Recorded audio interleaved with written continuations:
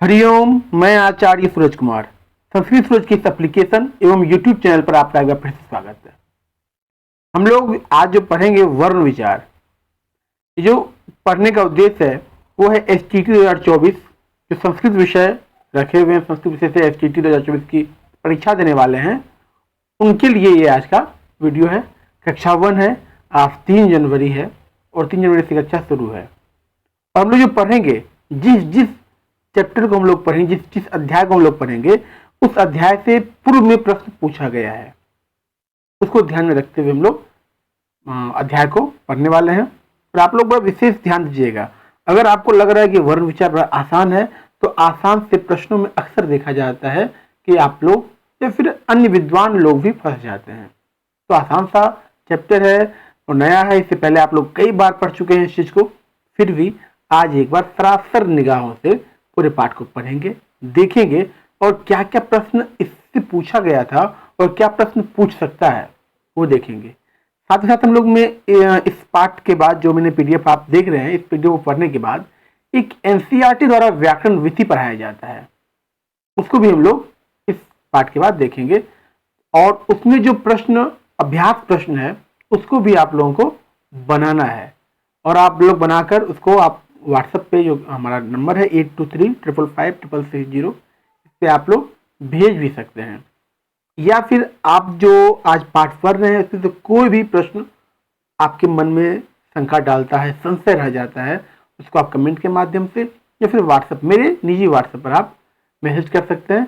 आपको हम जैसे समय मिलेगा आपको उत्तर हम भेज दिया करेंगे। मैं आपके मन में जो पाठ पढ़ा रहे हैं उससे संबंधित कोई भी जो है मतलब कि संशय नहीं रहना चाहिए। और आप अगर पाठ के इस जो पाठ पढ़ने वाले इस पाठ के PDF को देखना चाहते हैं तो संस्कृत सूरज का एप्लीकेशन, जो कि डिस्क्रिप्शन लिंक में दिया हुआ है, एप्लीकेशन का लिंक, वहाँ पे आप संस्कृत सूरज का एप्लीकेशन आप इंस्टॉल कर सकते हैं। अगर PDF चाहिए और आपको मॉडल सेट चाहिए तो वहाँ एप्लीकेशन पर आप जुड़ सकते हैं। वीडियोज सबों के लिए फ्री है, वीडियोज कोई भी देख सकता है, सभी वीडियोज यूट्यूब पर भी उपलब्ध रहेगा। तो लंबा हो गया, अब पाठ शुरू करते हैं।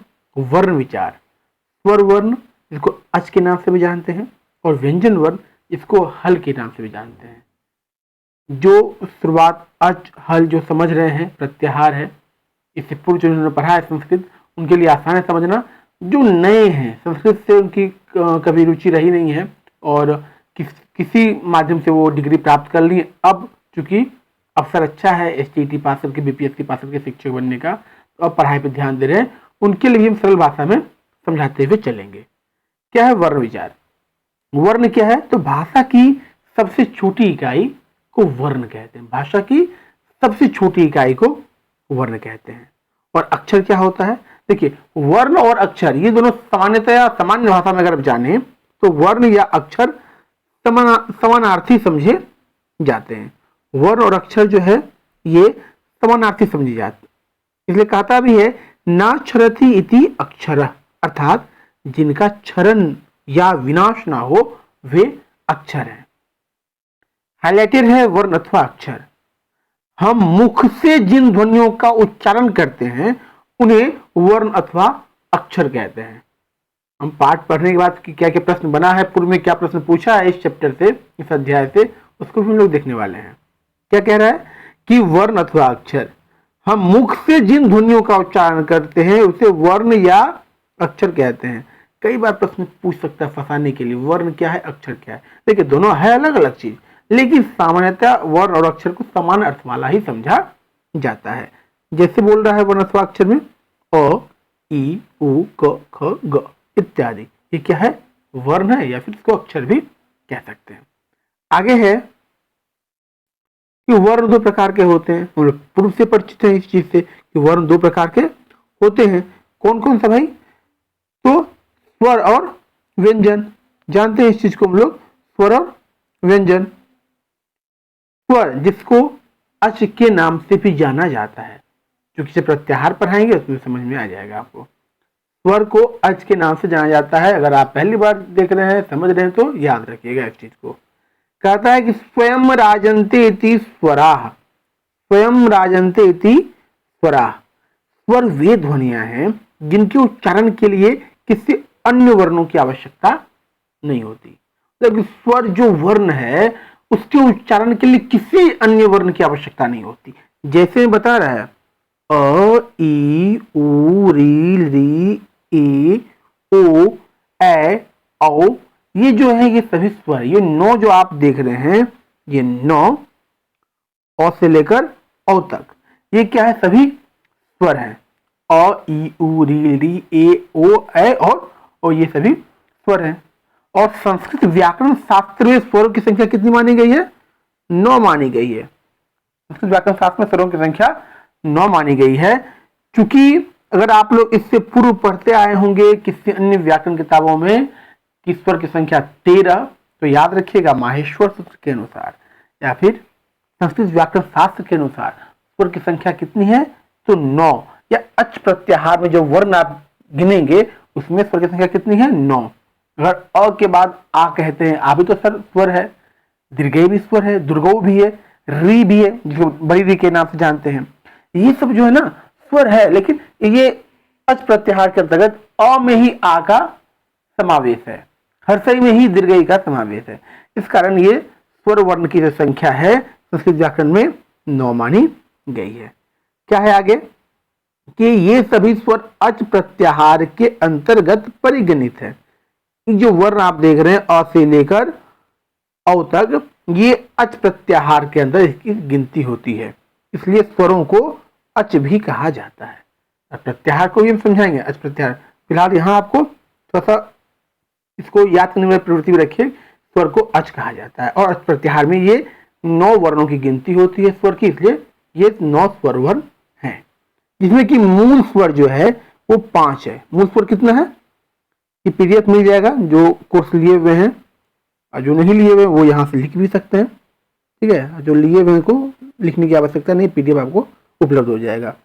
मूल स्वर 5 है, संयुक्त स्वर 4 है। कुल स्वरों की संख्या कितनी हो जाएगी भाई? कुल स्वरों की संख्या हो जाएगी 9। स्वर वर्ण 9 है। मूल स्वर जो 5 है वो कौन कौन सा है भाई? मूल स्वर क्या होता है उसको भी समझेंगे। पहले आप देखिए मूल स्वर 5 कौन कौन है। मूल स्वर 5 है आपका अ, हर्षई, हर्षऊ, री और री, ये मूल स्वर है, ठीक है। और संयुक्त स्वर कौन कौन है? संयुक्त स्वर है आपका 4, ए, ओ, ए और औ। ए, ओ, ए, औ, ये क्या है? संयुक्त स्वर है। संयुक्त कैसे है? क्योंकि दो स्वर मिलकर बनता है। ओ जोड़ ई तब ए बना है, इसलिए इसको ए को संयुक्त स्वर माना गया है।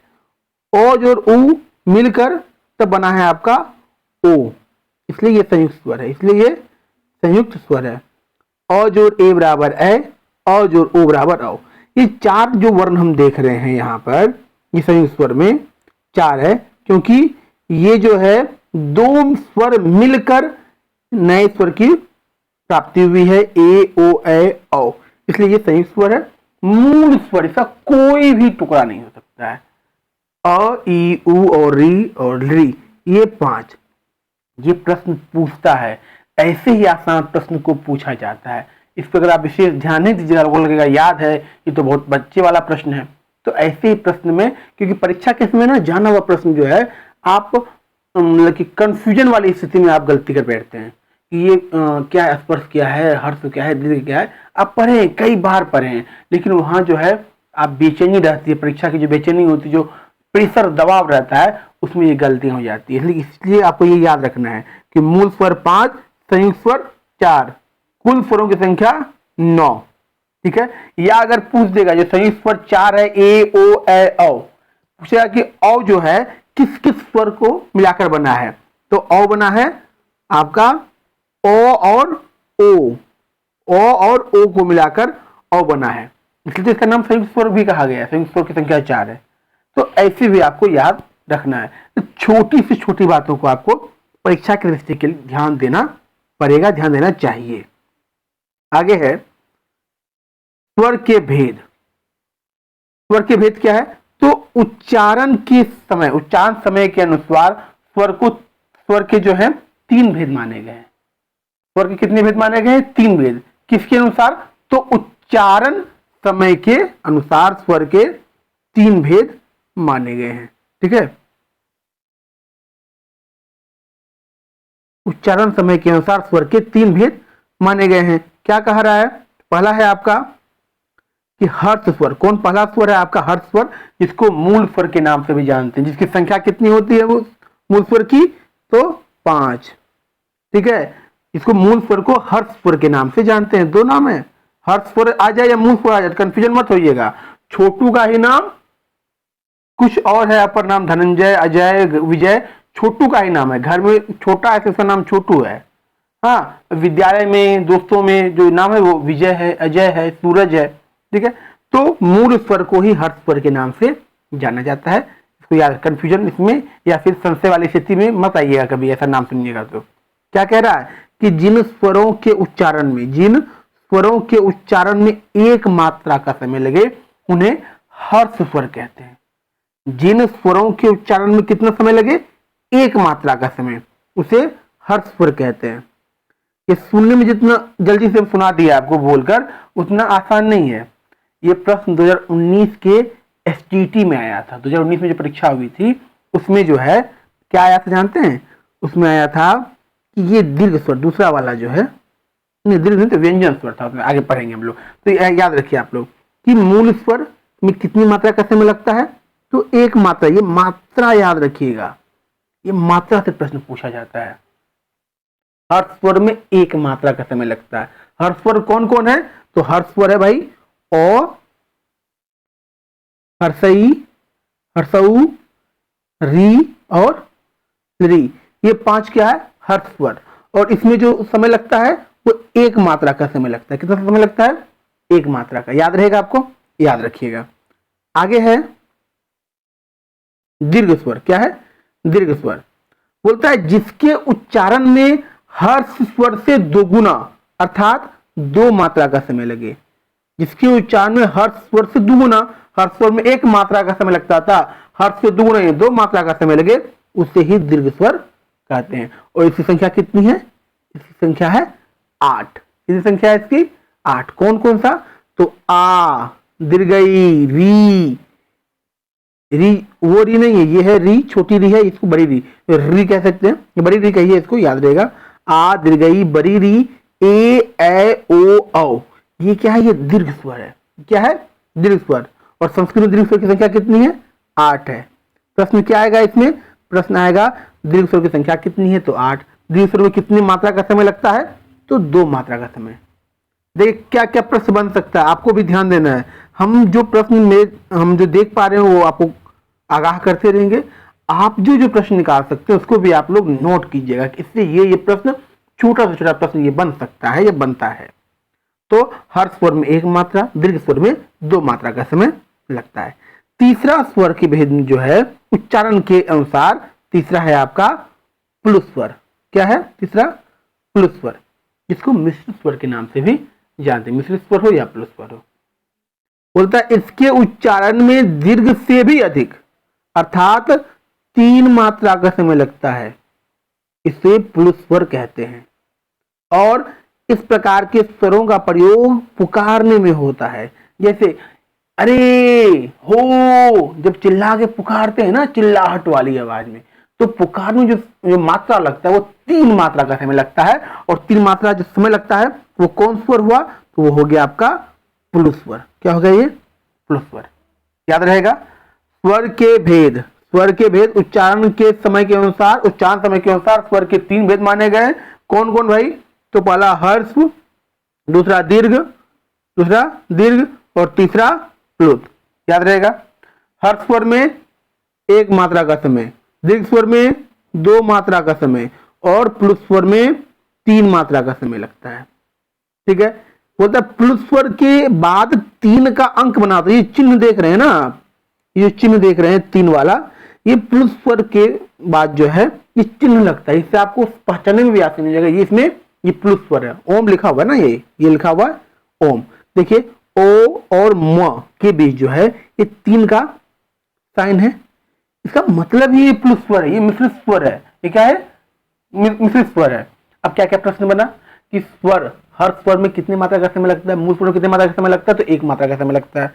दीर्घ स्वर में 2 मात्रा का समय लगता है और प्लुत स्वर में 3 मात्रा का समय लगता है। प्लुत स्वर में कोई वर्ण की संख्या नहीं है। ठीक है। हर स्वर में 5 वर्ण होते हैं, दीर्घ स्वर में 8 वर्ण होते हैं, याद रखिएगा। आगे देखते हैं हम लोग, टिप्पणी में देखेंगे कि ओम यह जो है स्वर त्रैमात्रिक यानी प्लुत वाला है। ओम जो है जो हम पढ़े तो 3 लगा हुआ है इसमें, ये क्या है, त्रैमात्रिक है, जिसका प्रयोग प्रायः वेदों में होता है। यहाँ जो है प्लुत स्वर कौन है भाई, अच्छा ये भी याद रखिएगा, ये बड़ा इंटरेस्टिंग है ये चीज आप ऐसे पढ़े होंगे लेकिन कोई समझाएगा नहीं आपको ये चीज कि ओम हम जानेंगे कि भाई ये ओम में जो है ये 3 का मात्रा लगा हुआ है, ये प्लुत स्वर है, संयुक्त स्वर है, हम समझ गए। लेकिन ओम में जो है ये ऐसा, अगर आपको कोई भी शब्द लिखा रहेगा जहां पे ये हिंदी में जो है, हिंदी में 3 लिखा रहे तो हम समझ गए ये प्लुत स्वर का चिन्ह है। लेकिन इसमें प्लुत स्वर कौन होगा, तो 3, ये जो मात्रा लिखा हुआ है ना ये 3 वाला, इससे पहले वाला जो भी वर्ण यहाँ पे होगा, जैसे यहाँ ओम में ओ है तो ओ जो है, ये ओ जो है ये है प्लुत स्वर, ना कि मां। मां को मत मारिएगा प्लुत स्वर, समझिए बात को। अगर मान लीजिए, एक मिनट फिर से आपको हम समझाते हैं इस चीज को। अगर मान लीजिए कि क 3 का मात्रा और म लिखा हुआ है, ये शब्द नहीं है, आपको समझाने के लिए बता रहे हैं। अगर पूछेंगे कि इसमें प्लुत स्वर कौन है, तो प्लुत स्वर 3 के मात्रा से पहले वाला जो वर्ण होता है उसको प्लुत स्वर कहते हैं, याद रहेगा। बड़ा आसान सा टेक्निक जानना जरूरी है। प्लुत स्वर कौन सा है, तो 3 के मात्रा के पहले वाला जो वर्ण है उसको प्लुत स्वर कहते हैं, ठीक है। और टिप्पणी में देखेंगे कि वर्णों के उच्चारण काल को इस श्लोक के माध्यम से समझ सकते हैं, जिससे हम समझे ना अभी हर्ष में 1, दीर्घ में 2, प्लुत स्वर में 3 मात्रा का समय लगता है। एक श्लोक भी है, क्या श्लोक है, तो श्लोक है एक मात्र भवेत हर्षो, हर्षो में 1 मात्रा, द्विमात्रो दीर्घ उच्यते, त्रिमात्रस्तु प्लुतो जेयो व्यंजनम च अर्धमात्रकम। कहता है कि हर स्वर को 1 मात्रा, हर स्वर को 1 मात्रा, दीर्घ स्वर को 2 मात्रा, प्लुत स्वर को त्रिमात्रिक समझना चाहिए और व्यंजन वर्णों को आधी मात्रा जाननी चाहिए। जो चर्चा कर रहे थे, जो प्रश्न आया था ST 19 में, ये यही प्रश्न आया था। कई लोग हमारे समझ में, हमारी जानकारी में अच्छे संस्कृतज्ञ, इनको अच्छी जानकारी है, बहुत अच्छे जानकार है संस्कृत के, वो भी इस चीज में हताश हुए थे, वो समझ नहीं पा रहे थे इसमें कौन सा मात्रा है। हाँ, जिनको अच्छे से जिन्होंने पढ़ा था ध्यान देंगे वो तो एक बार में बड़ा आसान सा प्रश्न एक बार में बता दिए। लेकिन जो आपके तरफ बड़ा आसान सा चैप्टर है, इसे क्या प्रश्न पूछा जा सकता है, वो लोग फंस गए थे यहाँ पे। तो व्यंजन में जो है वो आधा मात्रा का समय लगता है। व्यंजन में कितना मात्रा का समय लगता है, तो आधा मात्रा, इसलिए कहा गया व्यंजनम च अर्धमात्रकम, च अर्धमात्रकम क्या है, व्यंजन को आधी मात्रा जाननी चाहिए। व्यंजन में कितना मात्रा का समय लगता है, 1 मात्रा का। फिर से रिपीट कर रहे हैं, हर्ष स्वर 1 मात्रा, दीर्घ स्वर 2 मात्रा, प्लुत स्वर 3 मात्रा और व्यंजन आधा मात्रा। इसलिए जो है देखिएगा ये जो क लिखा हुआ है, देखिए यहाँ क, इसमें हलंत लगा, ये शुद्ध व्यंजन है। ये क हलंत का मतलब क्या, आधा क, क्या है, आधा क है, ये व्यंजन है। और स्वर का साथ पाता है तब न क पूरा बनता है, बोलने के लिए क पूरा बोलते हैं। लेकिन व्यंजन क्या है, तो क हलंत, ये है व्यंजन वर्ण। तो व्यंजन वर्ण में आधा मात्रा का समय लगता है, इसको याद रखिएगा। और 1 मात्रा, आप समझिए 1 मात्रा क्या होता है, तो आप पलक झपकाते हैं ना, पलक झपकाइए, ठीक है। तो पलक झपकाने के समय को ही 1 मात्रा का काल कहते हैं।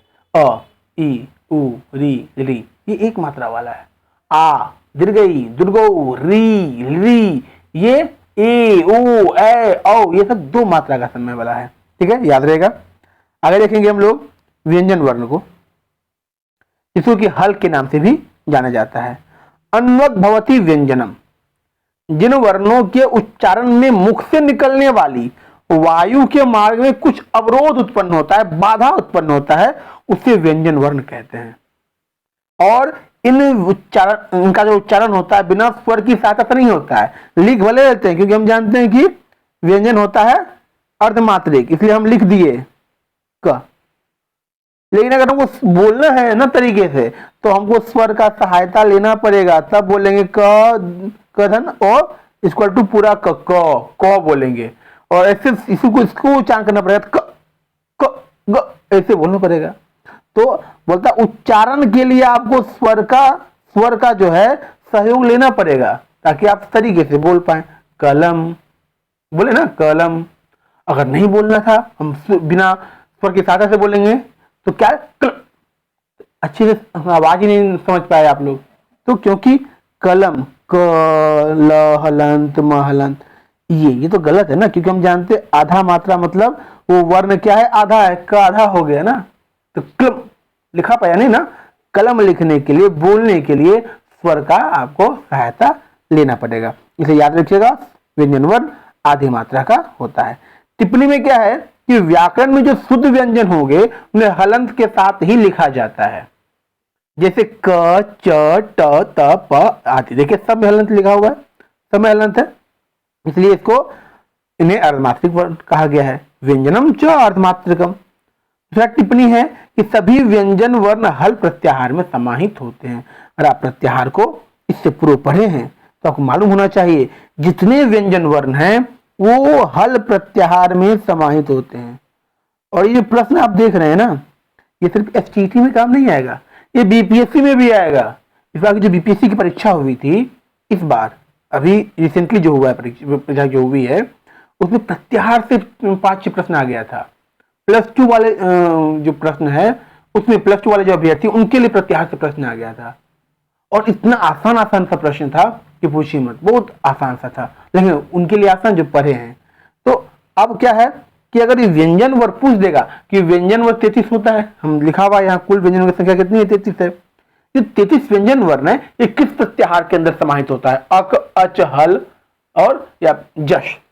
तो हल प्रत्याहार में कुल 33 जो व्यंजन वर्ण है उसमें हल प्रत्याहार में समाहित होता है। ये प्रत्याहार वाले चैप्टर में हम लोग और विस्तार से बढ़ेंगे। याद रखिएगा कि सभी व्यंजन वर्ण हल प्रत्याहार में समाहित होते हैं, इसलिए व्यंजन को हल भी कहते हैं। क्या हो गया,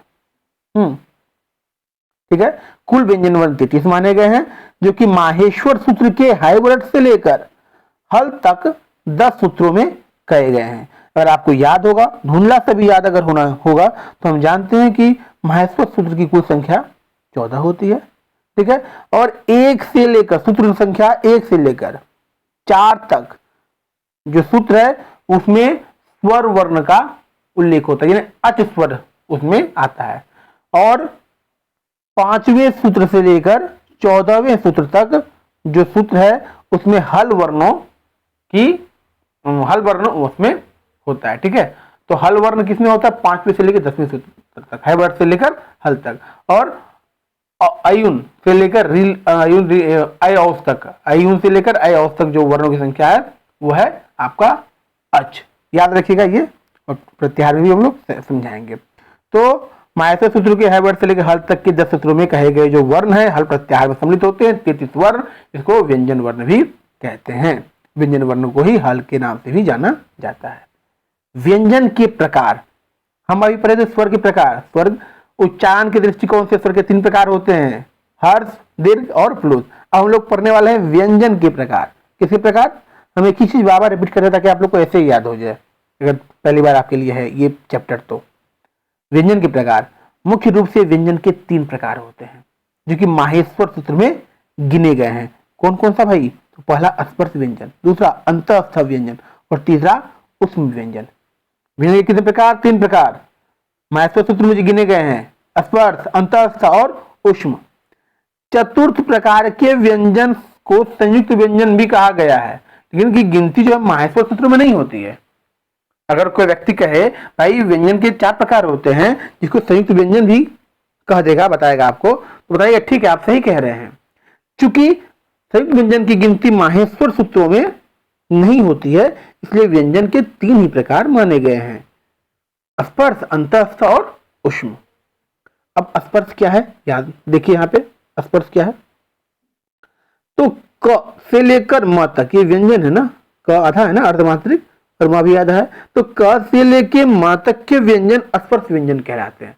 क से लेकर म तक के व्यंजन स्पर्श व्यंजन कहलाते हैं और इनके उच्चारण के समय जीभ जो है वो मुख के विभिन्न स्थानों को स्पर्श करती है। और ये 5 वर्गों में कुल 25 वर्ण क्रमशः होते हैं। इसे लिखा गया कादयो मावसाना स्पर्शा। कौन कौन होता है स्पर्श व्यंजन? तो कवर्ग, कवर्ग में कौन कौन सा आएगा जी? क ख ग घ अंग, 5 गो वर्ण हुआ ना। चवर्ग च छ ज झ य, ट ठ ड ढ न टवर्ग हो गया, त थ द ध दंत न तवर्ग हो गया, प फ व व म।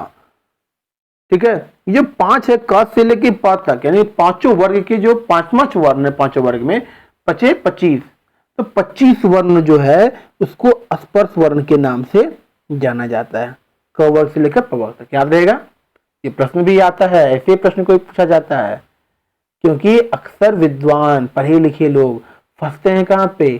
जैसे कि आप क्रिकेट अगर खेलते हैं, शौकीन क्रिकेट के रहे हो, तो अगर फास्ट बॉल अच्छे खेल पा रहे हैं, अच्छे से खेल लेते हैं, अगर फास्ट बॉल के क्रम में बॉलर जो वेरिएशन करता है और बड़ा आसान सा बॉल दे देता है, तो उसको आप पढ़ने में समझने में देर लग जाती है। हो सकता है उस पर आप शॉट खेलते वक्त कैच आउट हो जाए या ना खेल पाए, स्टंप हो जाए, तो बहुत तरह की संभावनाएं बनी रहती है। तो याद रखिएगा कि व्यंजन के 3 प्रकार कौन कौन? स्पर्श, अंतस्थ, ऊष्म। स्पर्श में जो है 25 वर्ण होता है, कहां से कहां तक? क से लेकर म तक। आगे देखिएगा टिप्पणी में क्या है कि ये जो अलग अलग 5 वर्ण जो समूह है, 5 वर्णों के, ये उच्चारण स्थान के आधार पर बने हैं। हम लोग पढ़ेंगे, फिर उच्चारण स्थान को भी पढ़ने वाले हैं हम लोग, क्योंकि उच्चारण स्थान से तो इस बार भी प्रश्न पूछा गया था कि ए और ऐ का उच्चारण स्थान क्या। इस बार एसटीटी जो परीक्षा हुई थी 2 मंथ पहले, 3 मंथ पहले, उसमें भी पूछा गया था एसटीटी में कि ए और ऐ का उच्चारण स्थान क्या है, कंठोष्ठ है, कंठ है, या कंठ तालु या दंतोष्ठ है। ये सब प्रश्न इस बार के एसटीटी में है, तो उच्चारण स्थान तो हम लोग पढ़ेंगे ही पढ़ेंगे, उससे तो प्रश्न आना है 100%। इससे नहीं सूर्य का उगना, पृथ्वी का परिक्रमण करना, पृथ्वी का घूमना, ये जो ध्रुव सत्य है, उसी प्रकार से एसटीटी में, बीपीएससी में उच्चारण स्थान से प्रश्न आना ध्रुव सत्य है। ये इसको याद रखिएगा। अगर हम पढ़ाना भूल भी जाए तो आप लोग याद दिलाइएगा, अगर हम ना पढ़ा पाए तो आप लोग खुद से ही पढ़ लीजिएगा उच्चारण स्थान को। ठीक है, हम पढ़ाएंगे ही, ना पढ़ने वाली बात नहीं, इसलिए प्रश्न आएगा। जैसे सूर्य का उगना ध्रुव सत्य है, उसी प्रकार एसटीटी हो, बीपीएससी हो, उसमें प्रश्न, इसका प्रश्न आना, उच्चारण स्थान का प्रश्न आना ध्रुव सत्य, चाहे वो 1 प्रश्न पूछे कि 2 प्रश्न पूछे, पूछना ही पूछना है। तो दूसरा है आपका उस व्यंजन के बाद अंतस्थ व्यंजन। क्या है? अंतस्थ व्यंजन। ये है आपका अंतस्थ व्यंजन। क्या है? अंतस्थ की श्रेणी में 4 वर्ण आते हैं। कौन कौन सा आता है भाई? तो य व र ल। देखिए सबके अंत में य व र ल के सबके नीचे हलन दिया, ये अर्धमात्रिक वर्ण है ना व्यंजन। तो ये 4 वर्ण जो आप देख रहे हैं य व र ल, इसको किस नाम से जानते हैं? तो अंतस्थ वर्ण के नाम से, अंतस्थ व्यंजन के नाम से जानते हैं। और इन वर्णों को अर्ध स्वर भी कहा जाता है। जो वर्ण है य व र ल, इसको जो है अर्ध स्वर भी कहा जाता है। याद रखिएगा य व र ल, ये जो है इसको अर्ध स्वर भी कहा जाता है। और ये क्या है? ये किसके अंतर्गत आता है? तो अंतस्थ व्यंजन के अंतर्गत आता है। और तीसरा है आपका उष्म व्यंजन। क्या? उष्म व्यंजन। उस व्यंजन में क्या है? तो उष्म की श्रेणी में भी 4 वर्ण होते हैं। देखिए स्पर्श में 25, अंतस्थ में 4, अंतस्थ में 4, और उष्म में भी 4 ही व्यंजन, 4 ही वर्ण होते हैं उष्म में भी। ठीक है, इनके उच्चारण के समय मुंह में जीभ के घर्षण से उष्मा उत्पन्न होती है, इसलिए इसका नाम उष्म व्यंजन कहा गया। कौन कौन है 4 वर्ण? तो तालव्य श, मूर्धन्य श, दंश श और ह, ये है आपका उष्म व्यंजन। तो लोग पढ़े अभी कि व्यंजन के 3 प्रकार होते हैं। व्यंजन के 3 प्रकार माहेश्वर सूत्र में जो है उसके अनुसार अगर पढ़ेंगे हम लोग, व्यंजन के 3 प्रकार, पहला स्पर्श, दूसरा अंतस्थ और तीसरा आपकी स्क्रीन पर है उष्म व्यंजन। ठीक है, ये तीसरा आपका है उष्म व्यंजन। आपका स्पर्श जो है उसमें 25 वर्ण होता है। अंतस्थ जिसको अर्ध स्वर भी कहते हैं, इसमें 4 वर्ण होता है, य व र ल। और उष्म जो भी आपकी स्क्रीन पर है इसमें भी 4 वर्ण होता है, तालव्य श, मूर्धन्य श, तालव्य श, दंश श, मूर्धन्य श और ह, इसमें भी 4 वर्ण। तो 25 वर्ण स्पर्श, 4 वर्ण अंतः 25 4 29 और 4 वर्ण उत्तम 33 वर्ण। और एक जो वर्ण होता है संयुक्त व्यंजन वर्ण, जिसकी गिनती माहेश्वर सूत्रों में नहीं होती है, ठीक है, तो उसको भी जानना आवश्यक है। जानिए इस चीज को भी। ये क्या है? संयुक्त व्यंजन। बोलता है कि संयुक्त स्वर के समान संयुक्त व्यंजन भी होते हैं। ये संयुक्त स्वर था ना, ए ओ ए औ, नहीं था, जो दीर्घ स्वर के नाम से जानते हैं, दीर्घ स्वर में था ना, दीर्घ स्वर बोलते हैं। आपको संयुक्त स्वर था ए ए ओ 4 को था संयुक्त स्वर। तो संयुक्त स्वर के समान ही संयुक्त व्यंजन भी होते हैं। कौन? मतलब जो 2 व्यंजन के योग से बनते हैं संयुक्त व्यंजन कहते हैं। जैसे अक्ष किससे बना है? क और श से बना है अक्ष। क श और अ 3 से बना है अक्ष आपका। क श और अ 3 वर्ण से मिलकर बना है अक्ष। त्र त र और अ मिलकर बना है त्र। और ज्ञ ज य और अ इससे मिलकर बना है आपका ज्ञ। तो बोलता है तो संयुक्त व्यंजन भी होता है। अक्ष त्र ज्ञ श्र, श्र भी होता है, ठीक है। तो संयुक्त व्यंजन भी होता है। यहाँ 3 लिखा हुआ है, ऐसे श्र भी आप मात्र श्रु धातु से श्रत्वा, तो श्र भी हो सकता है। फिलहाल याद रखिए संयुक्त व्यंजन की जो कितनी संख्या होती है? 3, अक्ष त्र और ज्ञ, ठीक है। आगे हम लोग देखेंगे टिप्पणी में कि वर्णमाला में पढ़े हुए वर्णों के अतिरिक्त 4 वर्ण और भी हैं। हम लोग जो वर्णमाला में पढ़े हर स्वर और व्यंजन, इसके अलावा वर्णमाला में 4 वर्ण और भी हैं। स्वर व्यंजन के अलावा 4 वर्ण है। कौन कौन? अनुस्वार, विसर्ग, जिह्वा मूलीय, उपधमानी, ठीक है। कौन कौन सा? अनुस्वार, विसर्ग, जिह्वा मूली, उपधमानी। वर्णमाला का माहेश्वर सूत्र में चूंकि इस 4 वर्णों को नहीं पढ़ा जाता, अनुस्वार को, विसर्ग को, जिह्वा मूली, उपधमानी को वर्णमाला और माहेश्वर सूत्रों में नहीं पढ़ा जाता है, इसलिए ये चारों वर्ण जो है ये अयोगवाह कहलाते हैं। और ये वेरी वेरी इंपॉर्टेंट है, बहुत ही इंपॉर्टेंट है कि अयोगवाह किसे कहते हैं? तो अनुस्वार, विसर्ग, जिह्वामूली और उपधमानी, ये जो 4 वर्ण है यही अयोगवाह है। और सिंपल पूछ देगा, अनुस्वार स्वर है या व्यंजन है? भाई अनुस्वार स्वर है ना, व्यंजन है क्या? अयोगवाह है। विसर्ग स्वर है कि व्यंजन है?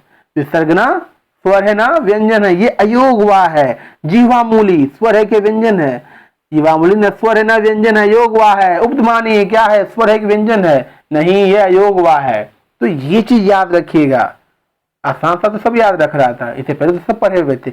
ये मूल चीज है कि अयोगवाह, अनुस्वार, विसर्ग, उपधमानी और जिह्वामूली। अगर आपके मन में ये प्रश्न आ रहा है कि ये अनुस्वार विसर्ग तो हम समझ गए, अनुस्वार और विसर्ग आप समझ गए, ये अनुस्वार है इसको हम अयोगवाह कहते हैं, ये विसर्ग है इसको हम अयोगवाह कहते हैं। ये जो जिह्वामूली है ये क्या होता है? ये उपधमानी है, ये क्या होता है? तो एक जो है ना, ये चांद देख रहे, ये ऐसे ये चिन्ह होता है। ये चिन्ह अगर प और फ के आगे आ जाए, ठीक है, तो ये उपधमानी है। क्या ये?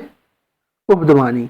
यही चिन्ह अगर क और ख के आगे आ जाए तो ये जिह्वामूली है।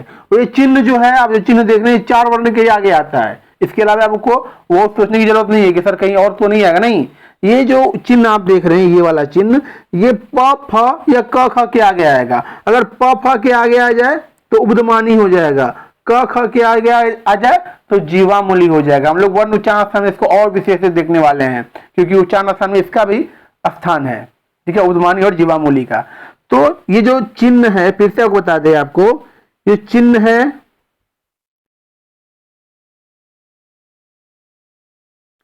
ये जो चिन्ह है आपका, ये मात्र 4 वर्णों के ही आगे आता है। प और फ के आगे आए तो उपधमानी वर्ण अयोगवाह कहलाएगा। अगर यही चिन्ह क ख के आगे आ जाए तो जिह्वामूली वर्ण, वो भी अयोगवाह के अंतर्गत आता है। तो ये आज का वर्ण विचार का ये पाठ रहा। पाठ कैसा लगा आप बताएंगे। ये हमारा नंबर है, फ्लैश थोड़ा जूम कर देते हैं। इस पे आप अगर इस पाठ से संबंधित कोई भी प्रश्न नहीं समझ पाए अच्छे से, या थोड़ा सा और विशेष समझना है आपको, तो मैसेज कीजिएगा। व्हाट्सएप ये नंबर है, अगर व्हाट्सएप करने में थोड़ा सा आपको बहुत टेढ़ा लग रहा हो तो फिर आप कमेंट भी कीजिएगा वीडियो के नीचे, तो हम वहाँ से भी देख के आपको रिप्लाई देने का प्रयास करेंगे। अगर आप चाहते हैं इस पूरे पढ़ाई हुए पार्ट का नोट्स या हम जो पढ़ाएंगे, जो वीडियो आप पढ़ेंगे STD 2024 के लिए, उसका नोट्स मॉडल सेट आपको प्राप्त होता रहे, तो आप डिस्क्रिप्शन में दिए हुए लिंक में, जो कि संस्कृत सोच के एप्लीकेशन का लिंक है, उसमें आप उसको इंस्टॉल कीजिए एप्लीकेशन को, और वहाँ से आप बहुत ही कम प्राइस में, बहुत कम शुल्क में जो है आप PDF और मॉडल सेट को प्राप्त कर सकते हैं। पार्ट कैसा लगा इसका रिव्यू आपको करना बहुत जरूरी है, ताकि हम नेक्स्ट पार्ट और फ्री में, क्योंकि फ्री में करने का एक ही उद्देश्य है, वीडियो को आप लोग ज़्यादा से ज़्यादा लाभ ले पाएँ और आप लोग अपना विचार दे पाएँ कि पढ़ाई कैसा जा रहा है। और हमने पढ़ाई पूर्व में बता दिए कि जो पढ़ाई हो रही है ये सिर्फ हम STD 2024 वालों को ध्यान में रखकर, उसके अध्याय को ध्यान में रखकर, जो प्रश्न पूछा जा रहा है उसको ध्यान में रखकर ये पूरे नोट्स को हम संक्षेप में और सटीक बनाने का प्रयास किए हैं। तो इसको आप देखिए, फिर मिलते हैं अगले वीडियो में। तब तक के लिए नमस्कार, धन्यवाद और शुभ रात्रि।